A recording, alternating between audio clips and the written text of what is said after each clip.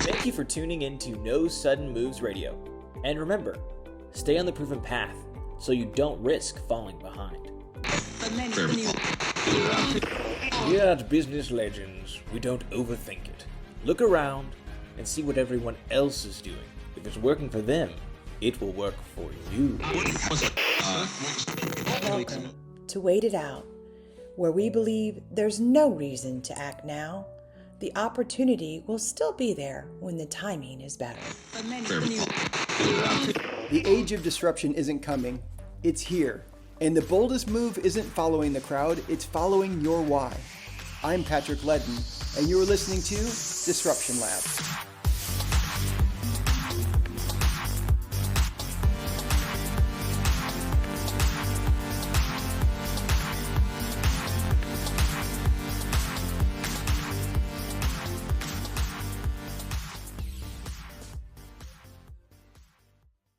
Welcome to Disruption Lab, where we explore ideas and people who are shaking up the way we think, we work, we lead. My name is Dr. Patrick Leddin, and let me start with a kind of simple question. What if you could understand how people think and use that insight to drive real, lasting, in our terms, disruption? That's the idea behind Neuro-Linguistic Programming, or NLP, a model that blends psychology and language to help people communicate more effectively, influence behavior, and break through some stuck patterns. My guests today are Greg Prosmushkin, a lawyer and entrepreneur, and Dr. Josh Davis, a psychologist and expert in human behavior. And together they've written a book called The Difference That Makes the Difference, the first science-backed guide to NLP. Their mission is to take this powerful framework beyond therapy rooms and into leadership, entrepreneurship, and frankly, everyday life. This conversation today is packed, just like the book is, with some really practical tools, but they're backed by research that can help you lead better, connect more deeply, and get out of your own way as you're looking to disrupt yourself and the world around you. So with all that said, Josh and Greg, welcome to Disruption Lab. Thank you. Great to be here. Thank you for having us, Patrick. Oh, it's an honor to have you guys here, and congratulations. We were just talking before the started hitting record. I got a copy of your book here. I appreciate you sending me the advanced copy, but you just gave me a big announcement about how well the book is doing. Does one of you mind sharing it with the audience and maybe encouraging them to go out and get a copy and maybe triplicate they can share with some friends? Listen, we just heard from our publisher that the book is now an USA Today bestseller in nonfiction section. And that's really exciting and validating for Josh and myself, because we put our heart and soul for over 2 years into this book. And this book is, while we didn't create any of it, we just repackaged it in a more digestible way. It made a difference in my life, and I believe it made a difference in Josh's life as well. And we're proud to share this information with your listeners and our readers. Yeah, that's interesting when you say like you didn't create it.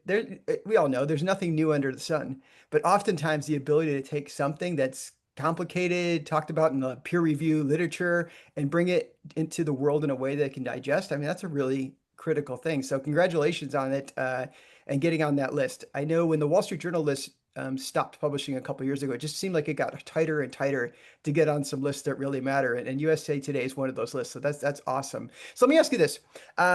Josh, I'll start with you if you don't mind. Kind of what sparked the interest in NLP, and how did your backgrounds, because you guys have some different backgrounds, kind of blend together to create this thing over the last couple of years? Very different backgrounds. And one of the things I've so appreciated is how Greg interrupts my patterns. And this is a core idea from NLP too, is just, interrupt the pattern and recognize these other ways forward. But my interest in NLP is quite unusual. I grew up with NLP, actually. My parents were some of the first people to study it, from the founders of NLP back in 1980. And they then became some of the first people training others in NLP and certifying them.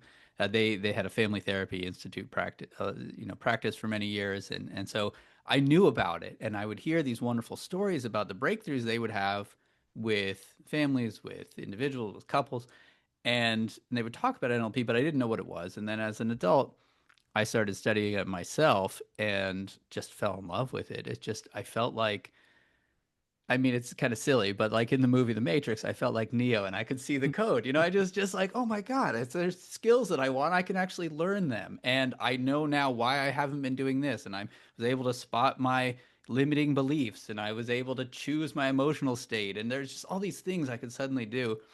So I started teaching it, and I've been teaching it for over a decade myself. And then in the meantime, though, I went and got a doctorate I studied psychology and neuroscience at Columbia. I was on the faculty there for a while as well. And that's a world I love and I'm interested in. And so I was in this unique position to help kind of connect the two.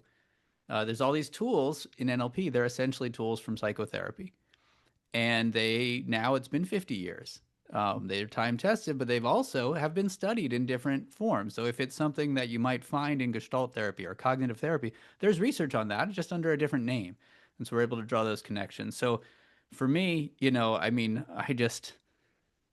it's such a joy to use NLP myself for my own challenges, but also to teach others both the tools as well as to see the kind of changes that they make. And so when Greg kind of presented me with this opportunity to bring it to the masses, like I got it in an instant. Although he still had to talk me into writing the book. At first, it was a course, and then he talked me into writing the book. He's a master at kind of inspiring people to do new things.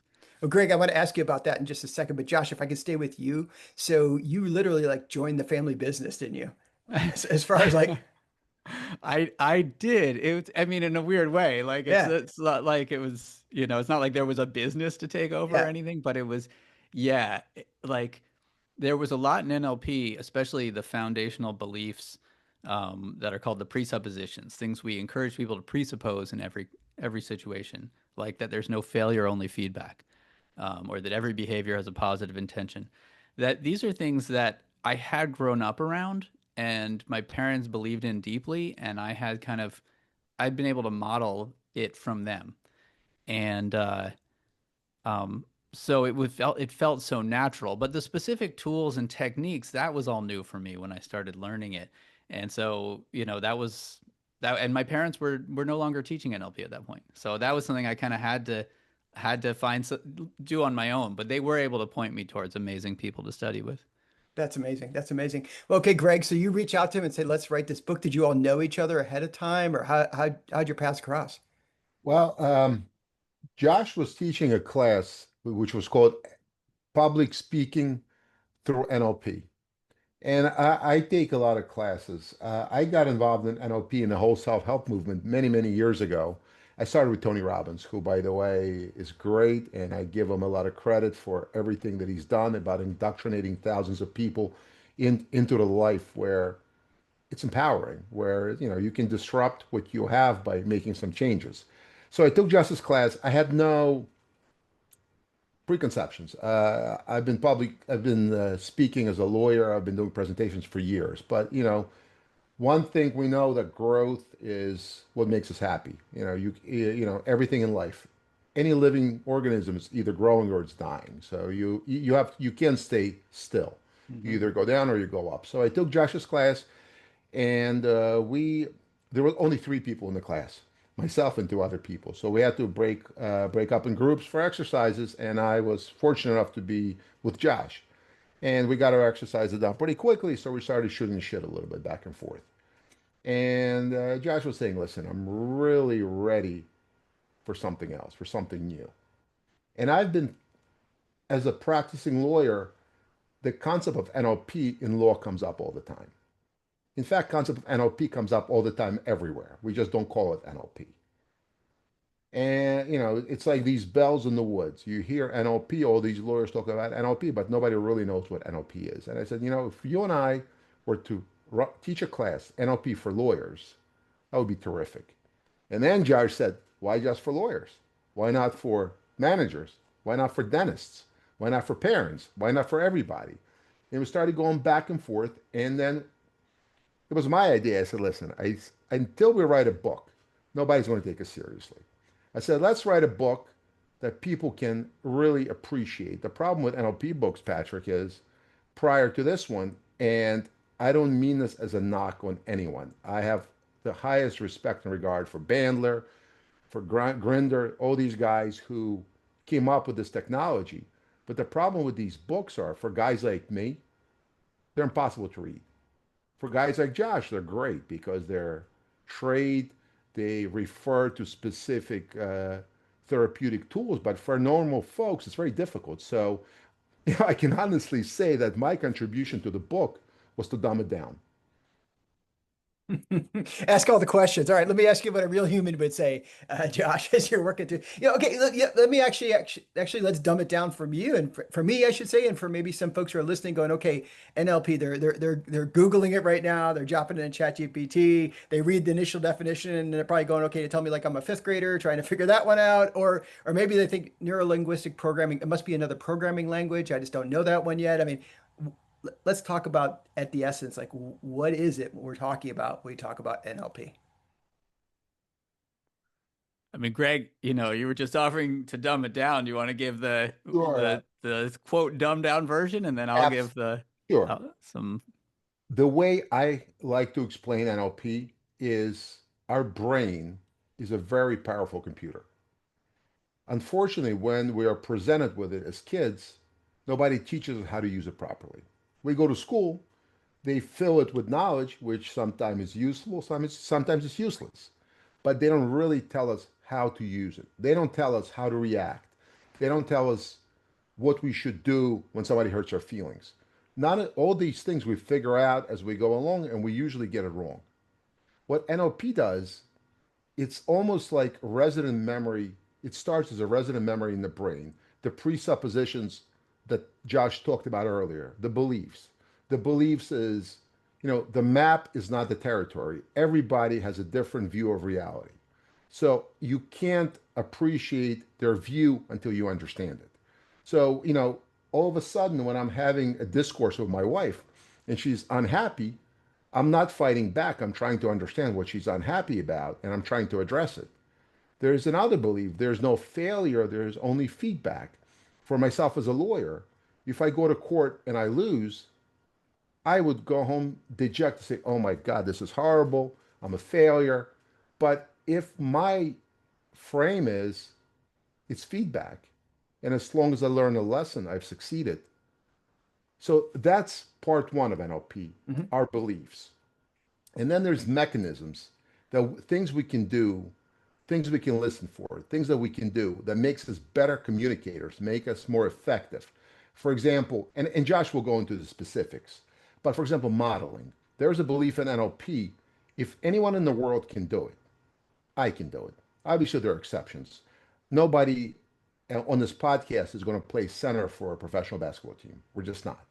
We're too old, probably not athletic enough. We're just not. It's not going to happen. But, for example, if we want to be a podcaster like you, Patrick, I'm sure there are steps we can take that will probably not make us as successful as you are, but will get us close because, success leaves clues. So if we follow the clues, we should be able to model your beliefs, your actions, and get close to where you are. So NLP, in my humble opinion, is a manual for the brain. It tells us how to be a more effective human being. And now Josh will give you the scientific explanation. Well,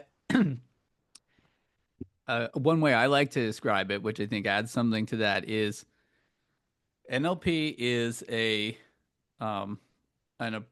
set of tools and a mindset that helps you very quickly help somebody to make a change in their life, could be yourself, in a lasting way. And the reason is not because it's like, oh, here are the 5 steps to change that we all need to follow. In fact, there's reason to believe that will never work, because it's going to be different for each person in each context. So what we need is not what are the 5 steps. What we need is some kind of a process for identifying the difference that will make the difference for that person in their context. And what it boils down to is trying to figure out the person's mental model. So in the example that Greg put forward of starting a podcast, for example, then, well, what's my mental model right now? in terms of it, I'm not yet doing it. So something is in the way, right? And we could say, oh, I just don't have the time, don't have this, right? But if we start to unpack it, there may be that there's some way that I see myself as maybe not a public figure, or maybe there's something about my beliefs, about whether people would want to listen, or whether, right, or maybe about my values, about should I be the one front and center, or should it be someone else, right? There's so many things. There's the specific capabilities. There's like, oh, I don't know the technology, and I don't have the social media, right? So many things that can get in the way. But when you unpack somebody's mental model, solving any problem becomes much more transparent for you or for them. Mm-hmm. And you start to find, okay, this is the thing I could shift, right? Well, when I go in, instead of imagining people being angry with me, I could imagine people being friendly to me, because in fact, they're more likely to. That's something that I learned to do when I started teaching online in the days before you could see or hear the audience, right? I realized in my first few months, I'm imagining everybody being kind of bored and annoyed and angry. And I was like, wait a second, this is no fun. And every time I've ever taught where I can see and hear the audience, they're reacting when they're supposed to, they're finding it interesting, they're laughing when they're supposed to. Why would it be any different? I started imagining that. That was the difference that made the difference for me. And from that point on, I love teaching online. And now you really can see and hear people. But this was a long time ago. No, Right? Josh, that's actually pretty funny. In my mind, I was thinking about something that happened to me, oh, I don't know, a couple of years ago. I was asked to speak to a group in Greece, and it was an online presentation where they were all physically at this conference, and I was joining them virtually as a guest speaker. And the time change, because of the time change where I live and where this was at, I had to be logged on at something like 3:30 in the morning. Right. So an early thing. I've And been I, there. I, I log on and I see nothing. And the chat opens up at one point and it says, "Is this Patrick?" And I'm like, I type back yes. And they said, "Would you do it?" And then it says, "Will you do an audio check?" And I'm like, test one, test two, test three, test one, two, three. And they're like, "Thank you." And then it went blank. And then right at the time of my presentation, somebody comes on stage. I can see him on stage for a moment, and I can't see the audience. They're speaking the entire time, not in English, so I have no idea what they're saying until I hear my name, and then it goes quiet, and then I just start my presentation, and have no interaction. I see nothing. I see no one. When I was done with my presentation, the chat comes back up and says, "Thank you," and I get kicked out of the room. And I was like, holy cow, what just happened? And then maybe 2 weeks later, after convincing myself that no one gave a crap about what I was saying and they probably hated every moment of it, somebody sent me a video of what was actually captured in the room. And it was like a 180 of what I was envisioning, right? There, people were actually engaged. They were leaning in and they were laughing at certain things or whatever it might be. And the point being is like, there's this, what I thought was actually real. And then Mhm. there was this actual reality, if you will, of what was actually happening in the room. And I was just so far off. I think we do that a lot of times. I mean, this is just a real world, example, but I think a lot of times we do that, right? We either say my parents did it to me or my grandparents did it to me. It's my DNA or whatever it might be. Someone else does this, someone else does that. I just Mhm. love that idea. Tell me a little bit more about just, what you've seen, Josh or Greg, what you've seen when people start to realize, huh, I can reframe something. Yeah. Well, first of all, tears. It's a big deal for a lot of people. And that's okay. It's, or excitement or freedom. It's like, oh my God, it's like a weight's been lifted. I mean, these are common things, but the change can also be a more subtle, like, okay, you know what? I'm ready to do this thing. But we have seen changes personally. We've both seen this, and certainly the many others have as well, because we're just two of many of the practitioners of NLP out there. Um, but um, let's say people want to work on their health, like I need to start exercising, I need to eat differently, or they're trying to start a business, or I want to put myself out there, or want to find a different way to relate with my kids, or whatever the specific challenge is. Um, it is possible to make that change. And everyone has had that experience that change can happen even in an instant. In fact, when it does happen, it is often in an instant. It's like I had a conversation with someone, or the story you just told. I wouldn't be surprised if there were people listening who were like, wow, you know what? My reality was that people were thinking something of me. And in fact, that might not be the case. by simply hearing your story, they shifted that belief a little bit. They became at least open to doubting the old belief, maybe even open to believing the new belief, right? And then here they are, they're likely to make a shift. And this, I mean, it gets to the core of what Greg was, that first presupposition Greg mentioned. Your reality and my reality are not the same. Nobody's reality is the same. Nobody has a lock on reality. In fact, we couldn't. There's just too much information in the world, and there's so many interpretations. So your reality was that people were reacting a certain way. Turned out it was different. You got to find out, which is great. But Yeah, just I'm glad I got to find out because afterwards, when it first shut down, I like looked at my dog and my dog looked at me and we both were like, "What the hell just happened?" it's an intense experience, and yeah, it's, I mean, it's great that you got to find out. What's within that also is the idea that um, if you can understand and kind of lay bare what someone's reality is, it's much easier to challenge it. Had we been able to have a conversation and ask, and kind of get into, all right, so what are you picturing in your mind's eye? Or what is, and like we could have actually explored that. And you probably could have come to some shifts, useful shifts more quickly, right? But also within NLP, it's not just that. I think this is where it really goes beyond any other technology, if you will. Technology just meaning the application of, you know, tools. I guess technically it means the application of science. And in this case, this was stuff that wasn't science. We've now shown how it's supported, but uh, but this technology is that the founders of NLP and the early developers, they didn't just say, okay, here are some things you can do. Here are some questions you can ask people. They did provide that, which is really helpful. But they also taught how do you go about understanding someone's mental model. So there, because of that, you have the tools, not just to dial down quickly into what's going to be the change that someone really needs to make, but you also then, for any skills that you want to learn, you have this tool for modeling. You can also apply it to yourself. Let's say I've been failing to do something. There's this wonderful idea, teach me how to fail. I can really unpack that and I can contrast it with the time when I'm succeeding. I did that recently with somebody when I was coaching, and she brought up the issue of like getting her kids out the door more quickly in the morning. And I have kids, and so I also struggle with that. And so we did this. We looked at this mental model when she's not succeeding and a different mental model in the time when she is succeeding. And we just simply contrasted the two. And for her, a critical difference was this shift. It was, instead of how am I going to get my kids out the door, it was how am I going to get my kids out the door? And like that was an attitude. She knew how to make that shift. Turns out I know how to make that shift. And automatically, since that day, I have been doing that with my kids. And it's just like something about laying bare all of the identity, the beliefs, the capabilities, and all of that. I now routinely, when I'm trying to get the kids out the door, I go to that space instantly. How am I going to get them out? And I am getting much less angry. We're not getting late any more than we were before. We're not getting there earlier, but it's not worse. And it's just a different relationship. And the kids now, I can even say to them, how am I going to get you in bed? Like, how am I going to get you to go to bed? Right? Mm-hmm.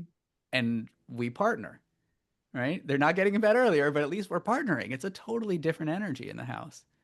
So anyway, so that's an example of, that's the essence of it, modeling. No, that's a great example. I think everybody can relate to that.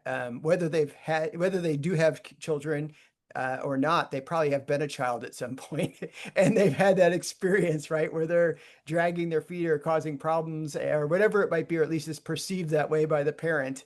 And just to say, what if we just reframe this a little bit differently? How might we see it or look at it differently? Greg, when you were going through both the training that Josh was delivering and then the work on the book, did you find things like that as well, where you started asking yourself something different, that whether it's getting the kids out the door or whatever it might be, that kind of started to influence your behavior? Well, I got certified in NLP years ago as well, and I can tell you that NLP has been a difference in my life. It's when we were thinking about the title of the book, my suggestion was NLP, no limit people, because I really believe NLP makes you limitless. It made me limitless. Patrick, I was in my 30s. I was not in a great place. I lived a life of victimhood. I felt my employees were lazy, my kids were ungrateful, my wife was, I don't know what she was. I was just in a horrible place.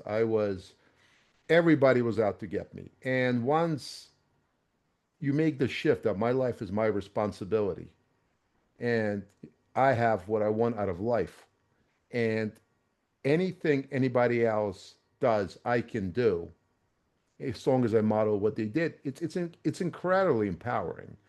Um, this book, uh, we just got the audio version from Audible, and I have a beach house, so I was driving there and I'm listening to the book, and I almost felt like this was written by somebody much smarter than we are, because I'm listening and I'm like, yeah, this stuff makes sense.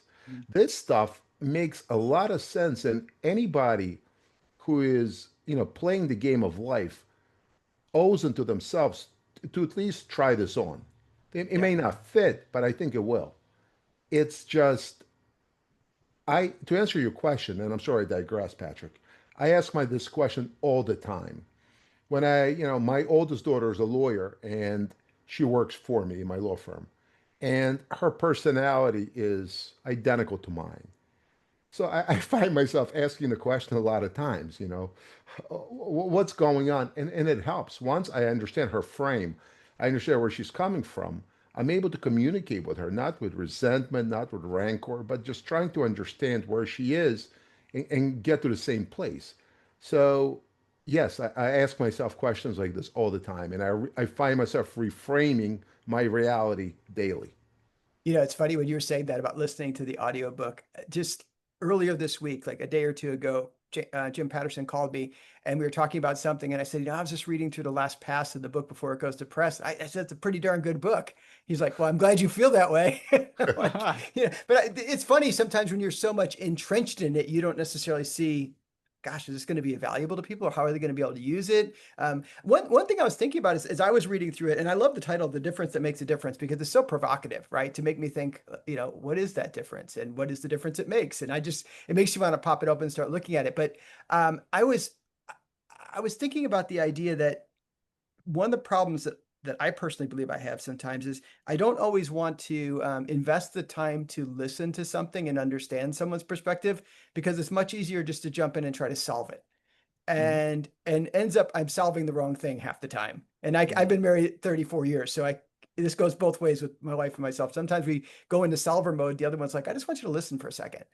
And it's a very different thing. I mean, do you find that sometimes when people are trying to do this, trying to better understand perspective, that they get in their own way?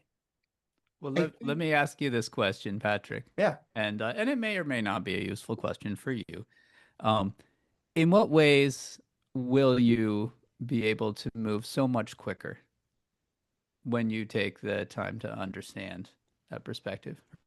Well, I would imagine, I would suggest that one thing I'd be able to move quicker on is, say ultimately we were trying to solve something. If I don't understand where she's coming from or what's going on or what emotions she's dealing with, I'm probably going to waste a sizable amount of time trying to solve the wrong thing, and maybe even create some conflict between the two of us, because I'm just not meeting her with what she needs at that moment. So I think there's a little bit of like, it takes longer and it's more aggravating when I just Uh-huh. try to parachute in and solve the problem, as opposed to actually understand what the heck's going on. Okay. And how does it serve you to just parachute in and try to solve without understanding? Um, in that moment, it might feel like it's serving me because it's quicker. And maybe I even feel like I'm the hero in the moment. But Mhm. in the long term, that speed is that speed is passing, and I'll probably pay a much bigger price over the course of time. And one last question, Yeah, quicker to do what? It feels in the moment, it feels quicker. quicker to resolve whatever that is, so that I can move on with something else. Okay. Right. Okay. I sound like And the so world's most horrible person right here, but I think everybody can you relate to that moment you sound sometimes. like the world's most normal Okay, person. woo woo. All right. Yeah. Yes. No, this is universal. And so yeah, I mean there are so many things that could come up for any one individual about like, well, if I do this, what about this problem, or would it work? And one of the key lessons is this idea of, in NLP we call it an ecology check. The ecosystems, when from a kid, you got like a balanced ecosystem in nature. You got to have a certain number of frogs, a certain number of flies, and so forth, right? And if anything gets out of balance, the rest of the system pushes back, right? And so if you're having this concern pop up, well, wait a second, I'm going to need to take more time, and there would be a problem with taking more time, then you know it's not ecological. There's like this internal ecosystem that's out of balance. And so it's like, okay, well then what is it that you're trying to do by moving faster and by acting as if there's no time? Is it to feel like the hero? Right? Well, if so, is there a better way to feel like the hero? That's important, feeling like a hero. Or maybe you're able to come to peace with saying being the hero isn't actually what I'm after here, right? But so if we at least address that resistance point, like if we're open to that and say, yeah, something is pushing back, let's discover what the positive intention is behind that resistance, and then we can find a better solution. Embedded in the question I asked you of how will you move faster, if the issue was really about time, and I suspected it wasn't really about time, but if the issue was, then that's a way to just jump right ahead and presuppose, well, of course, you can actually resolve your issue about time by trying this other approach. And you immediately started to tell me how that could work, right? And these are all the questions I ask are all from NLP. They're ways to kind of spot, he said this, let me explore what happens. I don't know what he's actually thinking. You said it is quicker. I don't know what the it refers to. Quicker to do what, right? But as we unpack these things, then you and I both see solutions that we can explore. Now that's the theory. And let me just ask you, did that happen for you? Yeah, it did. And I know this is kind of a bit of a contrived moment as we're going through it, but actually there's a fair amount of reality in it sometimes where it's a little bit like I'm busy doing something, and whether a child comes in and asks you for something and you feel like I don't have time for that right now, or I'm busy doing this, or let me just solve this thing, or whatever it might be, there's always that opportunity that's lost from not just thinking about the situation a little bit differently, or kind of getting our priorities perhaps straight in the moment. Yeah. And would it be okay in that moment when the child walks in and you're feeling like I don't have the time for this, to pause and connect with your priorities? Oh, absolutely. Yeah. Yeah, I've had to learn how to do some of those things. My children are now 32 and 27, so I've had to learn several Uh-huh. times how to do those things over and over. But yeah, absolutely. Right. One thing I love about this, the book, as I was going through it, is, I started getting pointed to the appendix more. I found myself going into the appendix more, and there's some really great provocative questions. You're talking about questions. There's some really great provocative questions that take a fair amount of self-reflection to really kind of work your way through it. And in fact, as I was going through it, the very first one, now I got to flip to the book, sorry guys, but the very first one that starts is kind of a question at the essence of everything is, do you know where you're going? I mean, I just love that kind of just starting to go from the very beginning, because sometimes we just have this bias toward just moving without recognizing where we're going. In fact, we talk about in concept of disruption is the idea of like the first thing you do when a disruption hits is you should step back and discern. How does this connect to, can this disruption help me move closer to or further from my purpose? So there's that whole component there. Greg, to you, I'm just, you talked about kind of I'll say the layperson's perspective on some of these things, although you're pretty darn deep, my man. The tools, I mean, do you get a lot of feedback from people who are using it? Like, boy, we appreciate the narrative, but the tools are really kind of where I get things done. Absolutely. I look at this as driving a stick shift, right? Before, when I was a kid, I got a car. I didn't know that I didn't know. It's called conscious incompetence. Then I got my first car, and I knew that I didn't know, so I was consciously incompetent. Then I learned a little bit, and I became consciously competent. And then now it's almost I'm unconsciously competent. And I think the same thing happens with these tools. These tools are great. And to reference your earlier questions, yes, you're going to get in your way initially because you're going to be consciously incompetent because you've never done it before. But as you incorporate it into your life, and this technology, I don't think you say, okay, now I'm going to NLP Patrick. I think what happens is, I think it becomes so ingrained in your everyday life, you do it automatically. You're talking to somebody, you're like, you know what? Their reaction is off. Let me understand what's happening. Let me figure out where they're coming from, because them being angry at me at this point just doesn't make sense.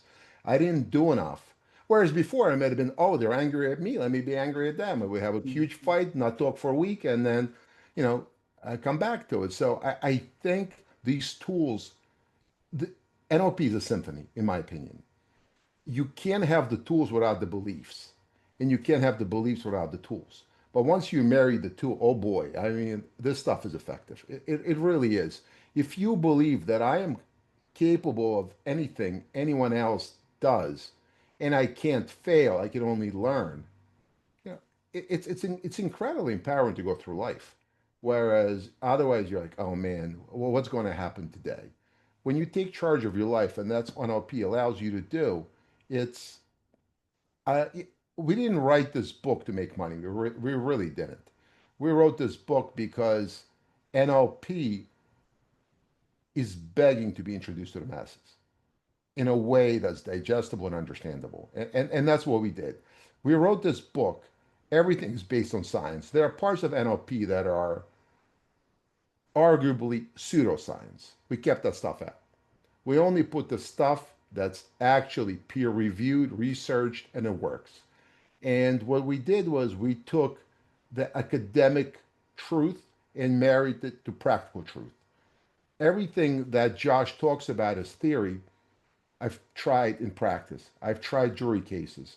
I've been in business. I've improved the relationship with my wife, with my kids, with my friends. This stuff is invaluable. And I pray for your listeners' sake that they give the stuff a shot. It doesn't have to be our book, but they should really take a look at NLP. The stuff is great. You know, as you're speaking about people reading the book, you know, whenever you're writing a book, and you guys said it was a 2-year journey to work on this particular project, whenever you're writing a book, you're oftentimes thinking about the person who's going to eventually have it in their hands or in their ears if they're listening to the audio version. From each of you, maybe Greg, I'll start with you, but I'd love to hear both of you. You know, what do you hope readers actually take from this? I hope that readers understand that what happens in this life is completely in our control. That we can have, you know, I'm not a religious guy, I'm a spiritual guy, but, you know, but having said that, I can say that we can have heaven on earth. It's really within our control. If we just install a couple of beliefs, we can be happy, effective people. And it's up, we owe it to ourselves to do that. So I hope people get empowered after reading this book. That's my hope for everyone who reads it. Love that. How about you, Josh? You know, the course that Greg mentioned that he took, the public speaking course, it's about how to enjoy public speaking. In fact, at one point that was in the title, How to Enjoy Public Speaking. It is possible to change your relationship with every aspect of your life. And change can happen to a much greater degree than many people realize. Even if it's been something you've been stuck with your whole life. It doesn't always happen, obviously, but it can. And, you know, these are some of the most powerful tools for doing so. And I feel confident saying that just because, as Greg said, we didn't make the stuff up.